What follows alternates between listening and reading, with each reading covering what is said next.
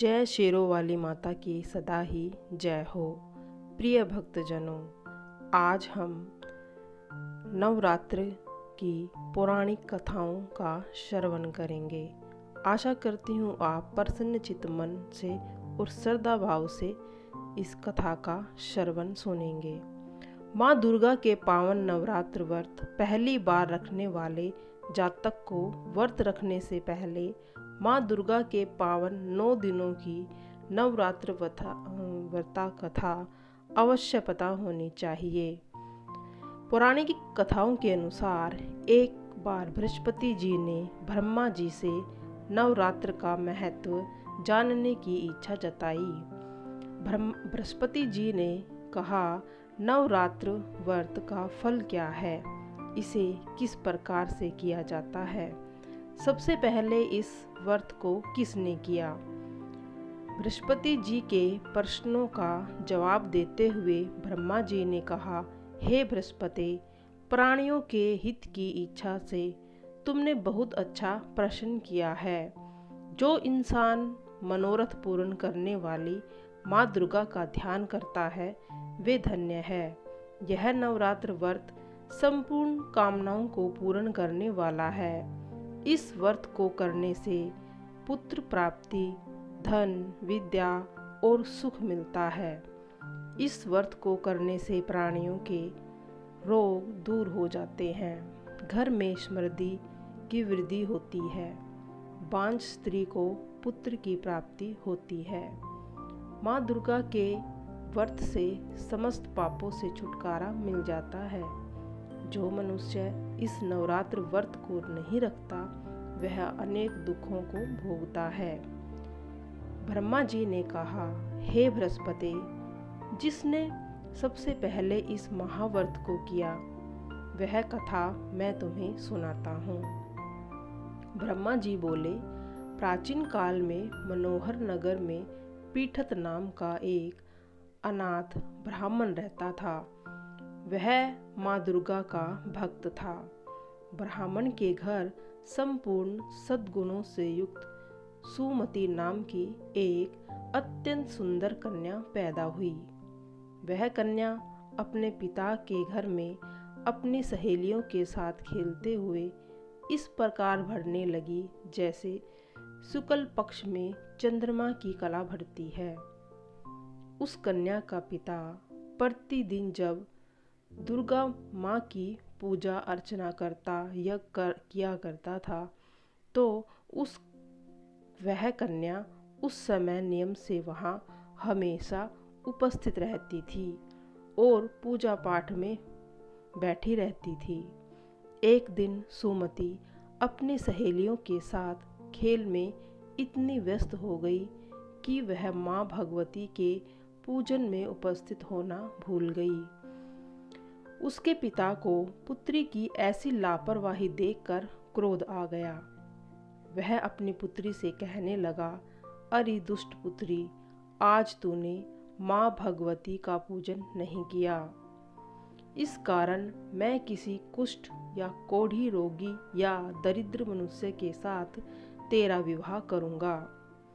पिता की बात सुनकर सुमति को बड़ा दुख हुआ और वह अपने पिताजी से कहने लगी कि हे पिताजी, मैं आपकी कन्या हूँ तथा सब तरह से आपके अधीन हूँ। जैसी आपकी इच्छा होगी आप वैसा ही करो, चाहे राजा से, चाहे कुष्ठ से, चाहे दरिद्र से, जिसके साथ चाहो मेरा विवाह कर देना। पर जो मेरे भाग्य में लिखा है, क्योंकि कर्म करना मनुष्य के अधीन होता है पर फल देना ईश्वर के अधीन। कन्या के निर्भयता से कहे हुए वचन सुनकर उस ब्राह्मण ने क्रोधित हो अपनी पुत्री का विवाह एक कोढ़ी के साथ करा दिया। अत्यंत क्रोधित हो पुत्री से कहने लगा, हे पुत्री, अब तू अपने कर्म का फल भोगो। देखते हैं भाग्य के भरोसे रहकर तुम क्या करती हो।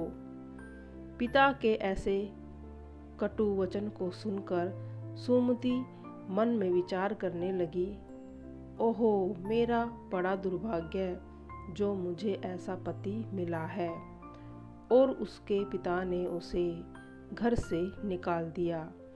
इस तरह अपने दुखों का विचार करती हुई सुमति अपने कोढ़ी पति के साथ वन में चली गई। उस निर्जन वन में सुमति ने अपने पति के साथ रात बड़े कष्ट से व्यतीत की। उस गरीब सुमति की ऐसी दशा को देखकर माँ देवी भगवती दुर्गा ने सुमति के पूर्व जन्म के पुण्य के प्रभाव से प्रसन्न हुए स्वयं सुमति के सामने प्रकट होकर सुमति से कहा, हे सुमति, मैं तुझसे प्रसन्न हूँ। तुम जो चाहो सो वरदान मांग सकती हो। माँ दुर्गा का यह वचन सुनकर सुमति ने कहा, आप कौन हैं और यह सब आप मुझसे क्यों कह रही हैं? सुमति का ऐसा वचन सुनकर माँ दुर्गा ने कहा कि मैं आदि शक्ति भगवती दुर्गा हूँ। मैं ही ब्रह्म विद्या व सरस्वती हूँ। प्रसन्न होने पर मैं प्राणियों के दुखों को दूर करती हूँ, उनके कष्टों का निवारण करती हूँ, उनको सुख प्रदान करती हूँ। हे सुमति, मैं तुझ पर तेरे पूर्व जन्म के कारण के प्रभाव से प्रसन्न हूँ। तुम्हारे पूर्व जन्म का वृत्तांत मैं तुम्हें सुनाती हूँ। सुनो, तू पूर्व जन्म में निषाद की स्त्री थी और अति पतिव्रता थी। एक दिन तेरे पति निषाद ने चोरी की। चोरी करने के कारण तुम दोनों को सिपाहियों ने पकड़ लिया और जेल खाने में कैद कर दिया। सिपाहियों ने तुझको और तेरे पति को भोजन तक नहीं दिया। इस प्रकार नवरात्र के उन दिनों तुमने न तो कुछ खाया और न ही जल पिया। इस प्रकार 9 दिन तक तुम्हारे नवरात्रे का व्रत हो गया। हे सुमति, उन दिनों में अनजाने से तुझसे जो व्रत हुआ, उस व्रत के प्रभाव से मैं तुझ पर अत्यंत प्रसन्न हूँ। मैं तुझे मनोवांछित वर प्रदान करती हूँ। तुम्हारी जो इच्छा हो सो मांगो। इस प्रकार माँ दुर्गा के वचन को सुनकर सुमति बोली, हे माँ दुर्गे, अगर आप मुझ पर प्रसन्न हैं, खुश हैं, तो मैं आपको प्रणाम करती हूँ। कृपा करके मेरे पति का कोढ़ दूर कर दो। देवी माँ भगवती दुर्गा ने कहा, पूर्व जन्म में उन दिनों तुमने जो व्रत किया था, उस व्रत का 1 दिन का पुण्य अपने पति का कोढ़ दूर करने के लिए अर्पित करो। उस पुण्य के प्रभाव से तेरा पति ठीक हो जाएगा।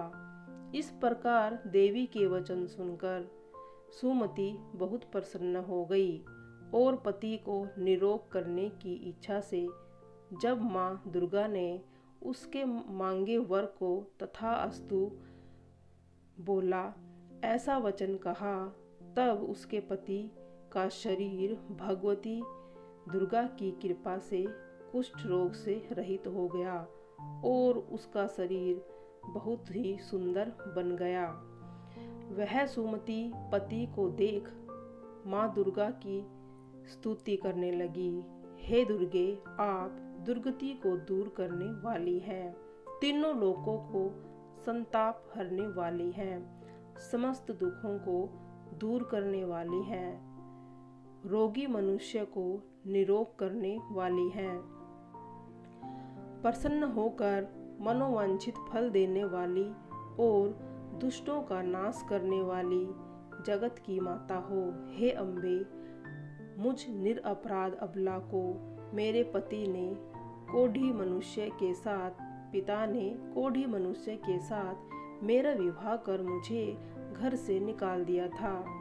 मैं पिता से तिरस्कृत निर्जन वन में भटक रही हूँ। आपने इस विपदा से उद्धार किया है। हे देवी, मैं आपको प्रणाम करती हूँ। मेरी रक्षा करो। उस सुमति की ऐसी स्तुति सुन देवी बहुत प्रसन्न हो गई और सुमति से कहने लगी, हे सुमति, तेरे शीघ्र ही उदालय नामक अति बुद्धिमान, धनवान, कीर्तिवान पुत्र उत्पन्न होगा। ऐसा वर देकर देवी ने सुमति से फिर कहा कि और कुछ भी तेरी इच्छा है तो आज मांग ले। सुमति ने कहा कि हे भगवती दुर्गे, अगर आप मुझ पर प्रसन्न हैं तो कृपा करके नवरात्र व्रत की विधि का विस्तार से वर्णन करें। ब्राह्मणी के वचन सुनकर माँ दुर्गा ने कहा, हे सुमति, मैं तुम्हें संपूर्ण पापों को दूर करने वाले नवरात्र व्रत की विधि बताती हूँ। चैत्र मास के शुक्ल पक्ष की प्रतिपदा से लेकर 9 दिन तक व्रत करें। यदि दिन भर का व्रत न कर सके तो एक समय भोजन करें। नवरात्र के पहले दिन ही सुबह पवित्रता पूर्वक स्नान करके सूर्य देव को जल अर्घ्य कर सबसे पहले माँ दुर्गा की चौकी को स्थापित कर लें। महाकाली, महालक्ष्मी और महासरस्वती की मूर्तियां स्थापित कर उनकी विधि सहित पूजा करें।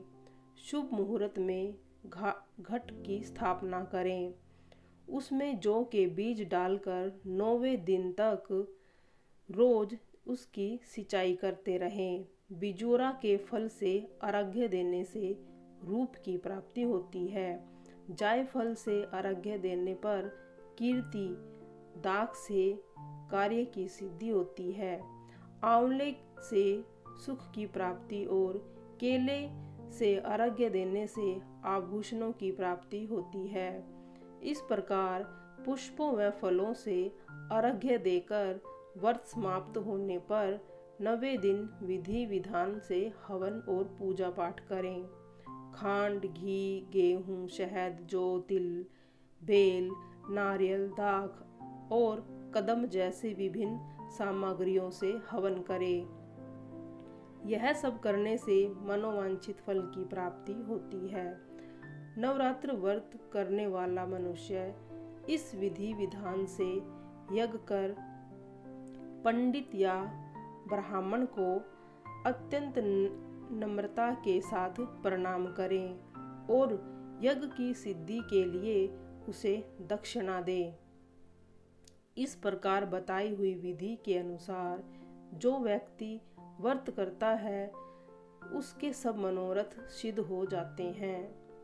इन 9 दिनों में जो कुछ दान आदि दिया जाता है उसका करोड़ों गुना फल मिलता है। हे सुमति, इस संपूर्ण कामनाओं को पूर्ण करने वाले उत्तम व्रत को तीर्थ, मंदिर अथवा घर में विधि विधान के अनुसार करना चाहिए।